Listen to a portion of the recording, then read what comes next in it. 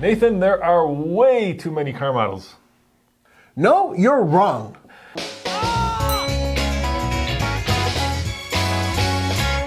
You know, recently Mercedes-Benz introduced the brand new GLB, which fits into the lineup, of course, after the GLA, but before the GLC, and then before the GLE, the GLS, and I'm just wondering when is the GLF and the GLG coming, and that's just their crossovers, right? I once counted how many BMW models there were, and there are over 24. Do you remember the days when there was like a 3 Series, a 5 Series, and a 7 Series? Do you remember the days when there was a 57 Chevy? Just the 57 Chevy. Exactly. Okay, so you may say that, and you know, as someone who's part of the senior class, I can understand that. Because it's hard to make choices. Choices are horrible to make. Wrong. Nowadays, it's a la carte shopping. Okay, now in some cases it can be a little difficult, like with trucks, which we've covered with Andre before on TFL Truck. That's a different story. This is different because people want what they want, right? So, you get a GLA, you get a GLS, you get a GLC. No, you're not getting the Mazda GLC for those of you who are old, but you are getting a vehicle which is related to the C-Class, but it's based on the off-road German 4x4 thingy that they do. That's the purpose of all these different GL things. And it happens throughout all brands. And that's the good thing, because you guys can choose exactly what you want and exactly what you need. I get that, but do you really need a 4-door coupe, a 2-door coupe, a 5-door coupe? I mean, how many different kinds of coupe can you manufacture? Okay, now, I admit the whole coupe, as some people would say, thing is a little ridiculous because in my day, I recall a coupe being a 2-door. Yeah, exactly. That was kind of how it used to be. That's what it was. It was a sedan and there was a coupe. Yeah, a sedan could. Okay, I get that, and I know that's a problem. But there are people who are buying them, and because of that, the automaker's like, well, I wonder if we should be printing our own money and just building all of these different things using the same components but with different roof styles.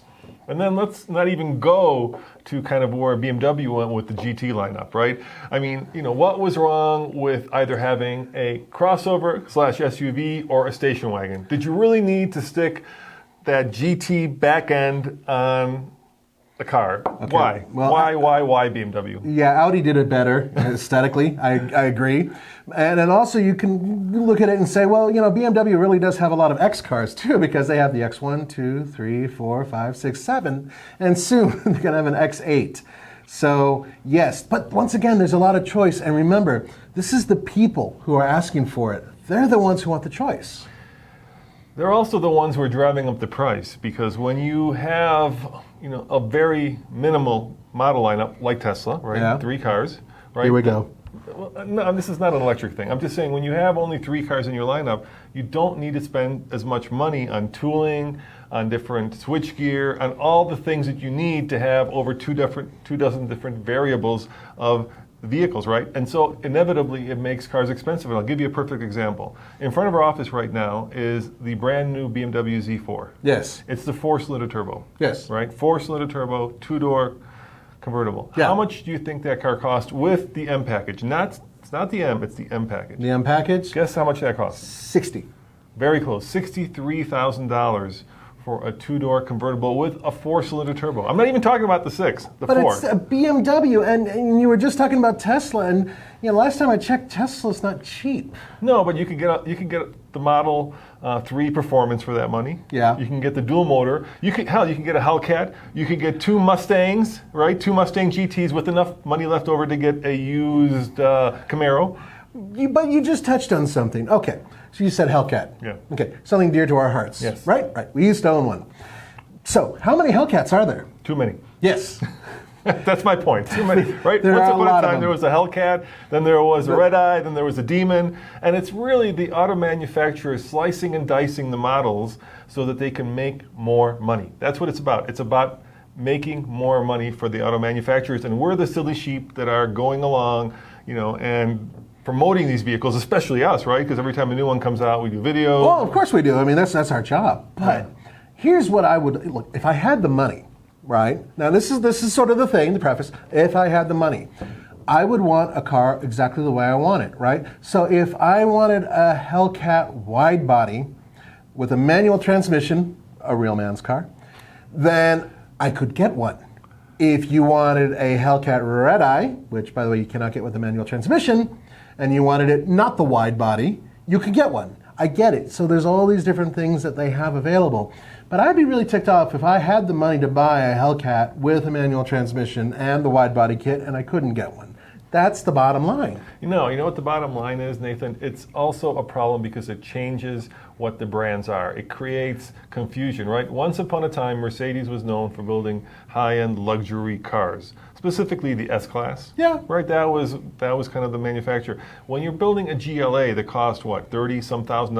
Now you're getting into Ford territory, right? And you're changing what the brand represents. And so no longer is it a high-end manufacturer of expensive premium vehicles, but now they're competing with the Ford, pick your choice at $30,000. But it's a smart thing to do because they want to bring people into their brand who are young, like Tommy Young, and younger people, and start them off with a car that they can afford, and then say, okay, aspirational, you want to move up from this GLC or whatever all the way up to the GLS. Yeah, I know that's the current thinking. You want to get them early into the brand. Sure. I don't buy that. Once upon a time, the thinking was that you had to have a brand in each of the 3 different continents. So if you wanted to compete, you had to have, a brand in Europe, a brand in America, and a brand in Japan. I don't think that was true. I don't think this is true either. I think people buy what they want because let's say that you want to go buy a pickup truck and you're a Mercedes guy, you're not going to go buy a pickup truck, at least not here in America.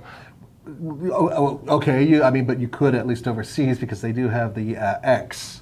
Which is a rebranded Nissan. Yeah, we know that. But that brings up an important point.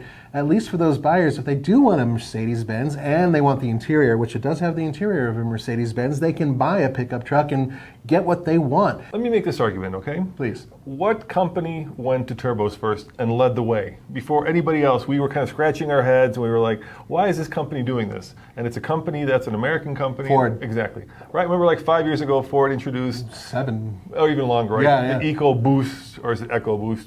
People still haven't figured it out. Right? Turbo power plants. And we were like, yeah, this is kind of crazy. Why are they doing this? Normally aspirated engines are the best. They have instantaneous throttle response. Turbos have lag, yada, yada, yada. And, 7 years later, everybody's got a turbo. So you have to admit that Ford led the way. For trucks, yes. But cars, cars have had turbos for years. And what did Ford recently announce? They announced that they're getting rid of all of their cars. They're simplifying their model line. They got rid of, all the sedans. For the most part, they got rid of all the hatchbacks. They're nearly done with all the cars, right? They kept the Mustang. So I'm saying Ford is really good at looking into the future, right? And simplifying and bringing it down. They're seeing where it's going. They're looking into the crystal ball. And so I suspect that in the future, in the next 10 years, we're going to see the very same thing happening to other brands. So I think we're at the high watermark of having all these models now. And I think the Germans especially are doing that right now. No, you're wrong. And I'll tell you why. Because Ford, when they got rid of those cars, they brought in new trucks, more and more trucks. You got the Bronco, the baby Bronco, which might be called the Scout or the Maverick, it depends. You're going to have possibly even a smaller pickup truck, and then you're going to have other derivatives, including electric and hybrid and everything else. So what they've done is they've gotten rid of 4 cars, but they've added 4 trucks. So they still have a giant lineup, and I think that they're going to grow. They're going to find new ways of bringing in SUVs, crossovers, and whatnot to the public, and they're going to have more vehicles, which is great because more choice. I'm not sure it's a 4 for 4. I think they got rid of probably more cars, and we haven't seen those ones that you're talking about yet. So let's not pick our 4 Broncos before the first one's hatched. Okay. Which, by the way, we have a video of the Bronco test mule. We caught it in the mountains testing. We're the only ones that have it on video, and it's on TFLnow. So Nathan. I think that Ford is a leader. I think that they are good at looking into the future. So I see less models and less choice because what's going to happen, and this is, of course, me looking into kind of the crystal ball and reading the leaves, is we're going to see an auto industry that's in its decline right now. Right? We're going to see basically from a high watermark of about 17 million cars and trucks sold every year, units, and we're going to go down the backside of that to maybe 15, 14, 13. And when that happens, then the first thing that's going to do is we're going to start to pare down the number of vehicles available. And the Germans tend to want to outdo each other, right? So if one of the Germans has it, then the other one has to have it, right? That's how long. I mean, think about the fact that the Q7 came along, and then BMW had to have the X7. It took them a long time, but they did it. Right? Okay, and yeah, so that's they're kind fair enough. They leave no white space Uncontested. They like to cut the pie very fine. Yeah, and at some point, a bean counter is going to come into the offices of Mercedes, and they're going to say, "Why do you have a GLG? And what is a GLG? And do we really need a 5-door crossover coupe?" And it's going to get pared down. You know that's going to happen. And with that, I will say, no, you're wrong, because I think they're actually going to go up. You know what's going to happen? Right. We have an explosion of population, which means more people will be driving, not less. It will happen. It just might not happen the way we're expecting, and yeah, automation, blah, blah, blah, blah, blah. But I think that people will buy slightly more expensive cars when they are able to choose exactly the car they want. They're going to be all buying those Woody Allen pods or riding come electric on. bicycles or Half scooters. these people don't even know who Woody Allen is. Yeah, I know. It's all going to Sorry, be. guys. It's all going to be bad. Well, guys, am I right or is Nathan wrong? As always, let us know in the comments below. We'd love to get your take on this question. Nathan, thanks for sharing this conversation with us. Yeah, it was exciting, and you're wrong. See you guys next time. Ciao.